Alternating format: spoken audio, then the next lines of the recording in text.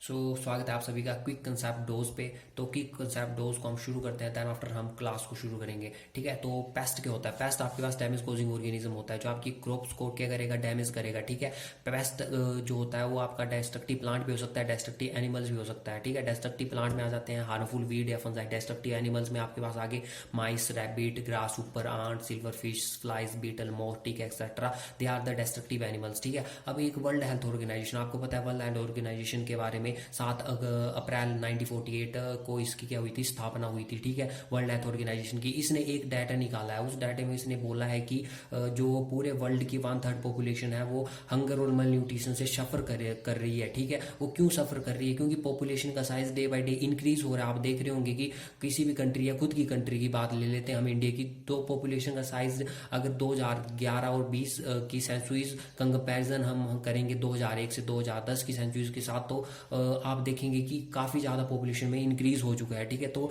Population में increase हो रहा है, तो पॉपुलेशन के इंक्रीज होने के साथ साथ जो है फूड की डिमांड भी बढ़ रही है। ठीक है, फूड की डिमांड तो बढ़ रही है, बट जो पेस्ट हैं वो क्या कर रहे हैं, हमारी क्रॉप्स को डैमेज कर रहे हैं। मतलब कि जो फूड की प्रोडक्टिविटी है, क्रॉप की प्रोडक्टिविटी है, उसको डिक्रीज कर रहे हैं, क्योंकि डैमेज कर दे रहे हैं क्रॉप को। तो हर एक बंदे को प्रॉपर मल न्यूट्रिशन और फूड नहीं मिल पा रहा। ठीक है, तो हमें क्या चाहिए, एक अर्जेंट टेक्निक्स या कोई मेथड चाहिए जिससे हम इन पेस्ट को खत्म कर सकें या इनको कंट्रोल कर सके, ताकि हम जो इंक्रीज डिमांड है पॉपुलेशन के साथ बढ़ते बढ़ते जो पॉपुलेशन बढ़ रही है उसके साथ जो फूड की डिमांड बढ़ रही है उस डिमांड को अचीव कर सके। ठीक है, तो इन्हीं मेथड्स को बोलते हैं हम पेस्ट कंट्रोल मेथड, जिन मेथड्स के द्वारा हम पेस्ट को कंट्रोल कर सके। मतलब ऐसी मेथड को अपनाए, ऐसी मैनेजमेंट करें ताकि हम इन पेस्ट जो स्पीसीज है, हमारी पेस्ट स्पीसीज है, ठीक है, उनको हम कंट्रोल में ला सकें। ठीक है, ताकि हम जो मांग है, फूड की मांग है, उनको पूरा कर सकें। ठीक है, टारगेट क्या होता है? टारगेट जो होता है पेस्ट ही होता है, क्योंकि हमारा टारगेट क्या है? टारगेट होता है हमारा जिसको हमने अचीव करना होता है। ठीक है, तो हमारा टारगेट यहाँ पे क्या अचीव करना है? हमारा टारगेट अचीव करना है पेस्ट को खत्म करना है। ठीक है,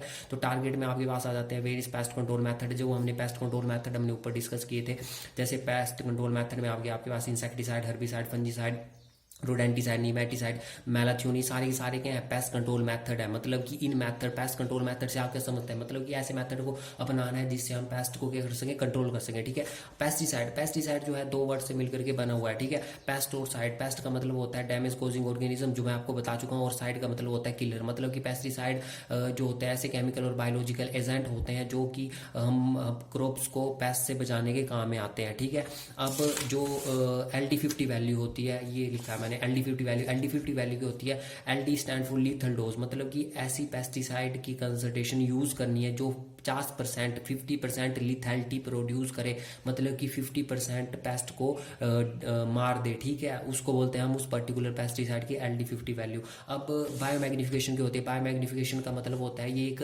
स्लो एंड ग्रेजुअल प्रोसेस होती है जो कि जिसके द्वारा पेस्टिसाइड क्या कर जाते हैं, फूड चेन में एंटर कर जाते हैं। आगे हम पढ़ेंगे कि पेस्टिसाइड के एडवर्स इफेक्ट क्या क्या है। पेस्टिसाइड बहुत से एडवर्स इफेक्ट देता है, बेनिफिशियल इफेक्ट भी देता है और एडवर्स इफेक्ट भी देता है। पेस्टिसाइड क्या करते हैं कि ये फूड चेन, हमारी फूड चेन में एंटर करना शुरू कर देते हैं। That's why they are harmful for human being as well as ecosystem. ठीक है, नेक्स्ट हमारे पास आ जाता है classification of the pesticide. Classification of the pesticide on the basis of source पे 2 तरह से हम क्लासीफाई कर सकते हैं, नेचुरल पेस्टिसाइड और सिंथेटिक पेस्टिसाइड। नेचुरल पेस्टिसाइड में आपके पास ऐसे पेस्टिसाइड जो नेचर से डिराइव किए जाते हैं, और सिंथेटिक पेस्टिसाइड मतलब ऐसे पेस्टिसाइड जो हम सिंथेसाइज करते हैं लेबोरेटरी में। ठीक है, उनको सिंथेटिक पेस्टिसाइड बोलते हैं। नेचुरल पेस्टिसाइड का एग्जांपल है जैसे निकोटीन जो हमें नेचर से मिलता है, इसको हम पेस्टिसाइड के रूप में इस्तेमाल करते हैं। पायरेथ्रीन, नीमोल, बोरिक एसिड, रोटेनन हो गया। ठीक है, सिंथेटिक पेस्टिसाइड में DDT, एल्ड्रीन, मैलाथ्योन, पैराथ्योन, एल्क्लोर, ब्यूटाक्लोर, सारे सिंथेटिक पेस्टिसाइड में आ जाते हैं। टारगेट में आपके पास आपको टारगेट इज ए पेस्ट। ठीक है, पेस्ट इटसेल्फ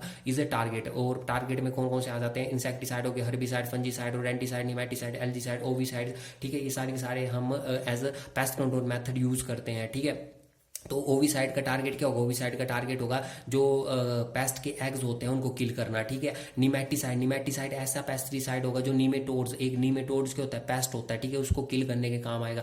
रोडेंटिसाइड मतलब ऐसा पेस्टिसाइड होगा जो रोडेंट्स को मारने के काम आएगा। ठीक है, फंजीसाइड जो फंजाई को कंट्रोल करने के काम आएगा। ठीक है, हर्बिसाइड जो हर्ब्स को, अनवांटेड हर्ब्स को कंट्रोल करने के काम आएगा। इंसेक्टिसाइड जो अनवांटेड इंसेक्ट को कंट्रोल करने के काम आएगा। ठीक है, मोड ऑफ एक्शन में हम स्टमक पॉइजन चार टाइप के मोड ऑफ एक्शन होता है। मोड ऑफ एक्शन का मतलब होता है कि ऐसी पेस्टिसाइड की टेक्निक कि वो पर्टिकुलर पेस्टिसाइड जो आप यूज कर रहे हो उसका क्या मोड ऑफ एक्शन रहेगा जिस पर्टिकुलर पेस्ट के ऊपर आप उसको यूज कर रहे होंगे, मतलब कि वो किस तरह से अपना असर दिखाएगा उस पेस्ट में, उसका वो मोड ऑफ एक्शन कहलाता है उस पर्टिकुलर पेस्टिसाइड का। ठीक है, तो मोड ऑफ एक्शन चार टाइप के हो सकते हैं, stomach poison, contact poison, fumigant, systematic pesticide. ठीक है, स्टमक पॉइजन में आ जाता है आपके पास ऐसे पेस्टिसाइड जो कि अपना एक्शन कहाँ पे शुरू करते होंगे, जो पेस्ट के स्टमक में शुरू करते होंगे अपना एक्शन। ठीक है, और वहां पे पॉइजन क्रिएट करके उन पेस्ट को क्या कर देते होंगे, किल कर देते होंगे। ठीक है, कॉन्टैक्ट पॉइजन मतलब नाम से क्लियर है, जो ऐसे पेस्टिसाइड जो पर्टिकुलर पेस्ट के कॉन्टैक्ट में अगर आ जाए तो उनको खत्म कर देंगे। ठीक है, फ्यूमिगेंट्स, फ्यूमिगेंट्स का मतलब होता है वेपर की फॉर्म में,